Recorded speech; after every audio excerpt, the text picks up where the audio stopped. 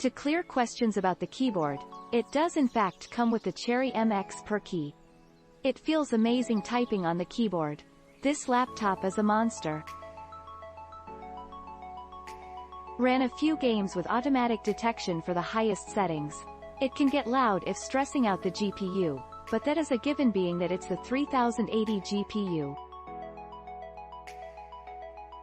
Battery life is around 3 to 4 hours of normal web surfing, etc. While hard gaming, it is roughly around an hour. Honestly better than the previous versions with the 3070.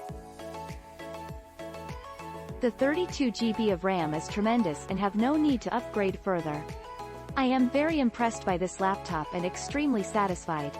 It does not come with the small form factory charger, just the standard size. Screen smooth, clear and just very enjoyable experience. Little thing to keep in mind, during intense playtime like heroics and raids, laptop is getting very hot. I mean definitely intense heat during peak time, so won't be a bad idea to invest in cooling pad if you thinking playing in places. But honestly, if you had gaming laptops before, you will find all of them getting hot, so that's just something that comes with gaming laptop. Scene big enough when you playing mobile, but having docking station is nice, as when you going big raids it's nice to have two screens. So there is an element of heat element will always be in laptops. They also not light because they packed, but honestly if you make me choose between Predator and Alienware based on my personal experience, I would go with Alienware. Enjoy raiding, PvP and farming. World of Warcraft players approved. First off, if you're buying this because it has a GeForce RTX 3080, please bear in mind that the performance you get from a laptop GPU will be much lower than that of a desktop GPU. They're just not the same thing. With that being said, the performance I recorded out of the box was not lackluster. I should say, the default settings out of the box seem to try to keep the GPU clock limited in order to keep heat and fan noise low. The problem is, most games will only run at about 30 FPS with the limited clock on the GPU.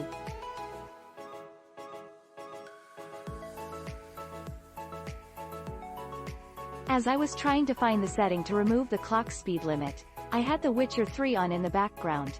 The clock limit seemed to automatically raise to about 1550, which boosted FPS to over 100 at max settings. Here are some of the stats I recorded with the default configuration.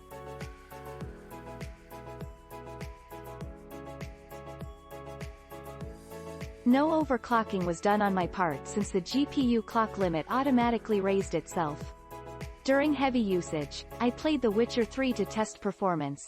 The GPU and CPU both stayed within expected temperatures for demanding gaming. The CPU stayed below 75 C and the GPU never rose above 80 C at any time. The GPU averages around 75 C under heavy load. The fans, however, were loud enough to easily hear the laptop on the other side of the room. The laptop itself was quite warm to the touch. Obviously it was the hottest on the bottom of the laptop, but the keyboard itself also felt warm enough to bother me after a little while. Enough that I'd probably end up using a different keyboard while playing demanding games. FPS was recorded below. Settings: The Witcher 3, Ultra Video settings at 1440p FPS peak 125 FPS min 98 FPS AVG 110 settings. The Witcher 3, High Video settings at 1440p FPS peak 142 FPS min 117 FPS AVG 138 set. I also noticed that during light use, the Intel UHD graphics card was the only one in use. The GeForce RTX 3080 utilization stayed at 0%. The screen's native resolution is 2560 by 1440 with a refresh rate of 240 Hz. I personally can't tell a difference between 144 Hz and 240 Hz, so I do recommend keeping games at that lower refresh rate to boost performance. Speaking of the screen, it is worth noting that there's only one HDMI port on the laptop, so if you're the kind of person that likes an external monitor or multiple Overall, good quality, and I don't think I'll end up getting a different webcam. The built-in microphone sounds about as good as if you were to use a smartphone as a microphone. It picks up a lot of background noise and makes you sound like you're in a wind tunnel at times. It will definitely pick up the click-clack of the keyboard switches. I do recommend an external microphone if you're going to be using voice chat a lot. Speaking of the keyboard, the mechanical switches seem high quality. They don't make too much noise but still have that satisfying click that mechanical keyboards always have. The only complaint I have is that, during demanding games, the graphics card heats up enough that the keyboard gets hot too.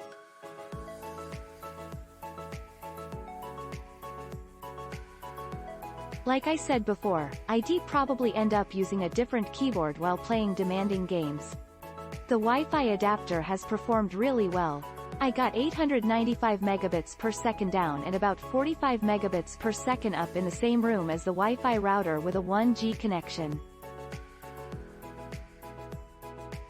No complaints here. Overall, I had fairly high expectations for this laptop with the specs listed. I am happy to say it hasn't disappointed in terms of performance. Initially, the GPU fan was not turning on. After almost 1h, the notebook warmed up, finally, unlocked, and started to spin. Today, it runs without any problems. For me, the laptop is perfect.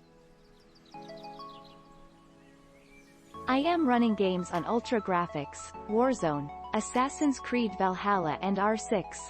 My only downside is the keyboard is not 100% backlit. The accents and other secondary information of the keys do not have LED lighting. My old and cheaper Acer Nitro 5 had. Yes, for me this is really a downside.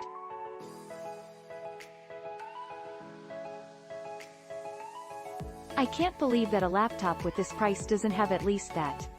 However, I am very satisfied, also because this model is not available in Brazil, and I bought it on my last visit to the United States. Just opened the package and I can just say, I like it. This is just a first impression review and I will update it soon. The keyboard is the per-key mechanical keyboard, just to tell everyone since it was not clear. However, the charger is the larger form adapter and not the small factor one. The Brie. Unlike many other buyers, I purchased this Alienware because I wanted a powerful laptop for webinar production that could handle lots of complex programs at once and was still technically portable for business trips, which I take 3 to 4 times a year. The last Alienware I owned was the R17 and I purchased in 2017. It was time for an upgrade.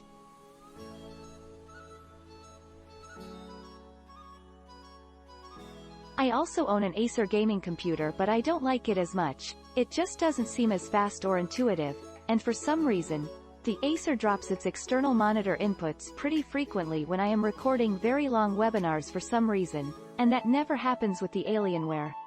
Anyway, I regu.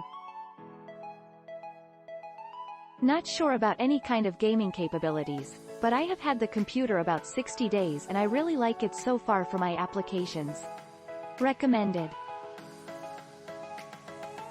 And, when you receive the box and open it, it is packaged like a very expensive, top-of-the-line piece of equipment.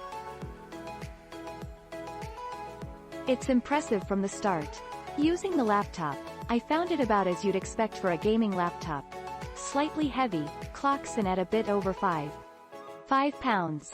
Minimal fan noise when not playing games, but also capable of sounding like a small aircraft once it really gets heated up.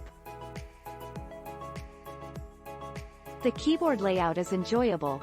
The keys are not crammed tightly together and give a solid click feedback as you'd expect. The travel on them is much less than an external keyboard, but still pretty generous for a laptop keyboard. Besides top-of-the-line specs, where Alienware generally exceeds expectations is in the customization, and this offering is no different. The keyboard allows for 5 macros. The color of the keyboard backlight can be changed. Go to the Alienware Command Center. I had it running a rainbow pattern for the video, but you can also have a steady backlight behind all of the keys. Pick any color with the software's color mixer, or just WASD. At the same time, you can also change the color on the Alienware logo on the back of the screen and the LED light ring that surrounds the exhaust, basically the whole lower, back portion of the laptop. This does come running Windows 11, which is one more thing to get used to, but apparently it's the. That being said, all of the extra software is Windows stuff that is not difficult to uninstall if you don't want it. Overall, my only complaint about this thing is the laws of physics. This computer is a power hog when you get the CPU running much higher than idle. Battery life is okay browsing and whatnot, but plug it in when gaming if you're going to go more than an hour. So the power brick that comes with this is about the size of a paperback novel. However, for as much power as this computer uses, to be so awesome, you physically need a power brick this size, so it's a pretty minor complaint in the grand scheme of things. This was my first Alienware laptop. I have had other gaming laptops that had decent specs for way less money. Must say that love it think it was a bit overpriced, but I had to have it. The keyboard is the Cherry Mix keyboard just to confirm, and that mechanical feel and sound is great. One of the T. For this price point we should get the slim sleeker form factor.